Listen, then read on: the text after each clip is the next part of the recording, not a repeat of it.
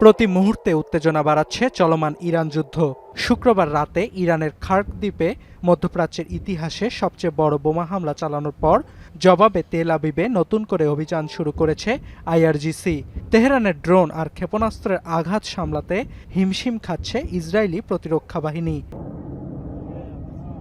ইসরায়েলের বাইরে মধ্যপ্রাচ্যের একাধিক স্থাপনায় হামলা অব্যাহত রেখেছে তেহরান। নতুন করে বাগদাদের মার্কিন ঘাঁটিতে ড্রোন হামলার খবর পাওয়া গেছে। এছাড়া কুয়েতের একটি বিমান ঘাঁটিতে ক্ষেপণাস্ত্র হামলায় বেশ কয়েকজন সেনা আহত হয়েছেন। হামলা হয়েছে কাতার ও সৌদি আরবেও। আরব আমিরাত ও দুবাইয়ের বন্দর এলাকা খালির নির্দেশ ইরানের। অন্যদিকে হামলা চালিয়ে ইরানের সেনাবাহিনীর 2 শীর্ষ কর্মকর্তাকে হত্যার দাবি করেছে আইডিএফ। জ্বালানি ও সরকারি স্থাপনার পাশাপাশি ইসরায়েলি হামলার কবলে ইরানের অসংখ্য বেসরকারি স্থাপনা।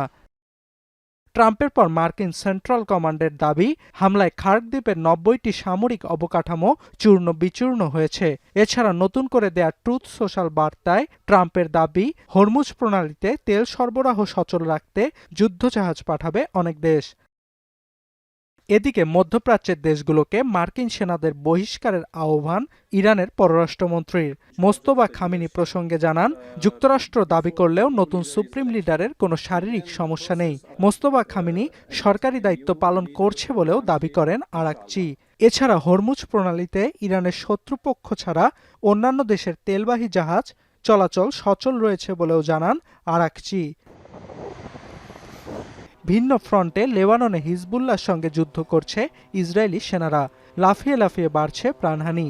এরই মধ্যে যুদ্ধবিরতি আলোচনার জন্য ইসরায়েল ও হিজবুল্লাহকে প্যারিসে আমন্ত্রণ জানিয়েছেন ইমানুয়েল ম্যাক্রো। অর্ণব প্রসাদ, এখন বিশ্ব।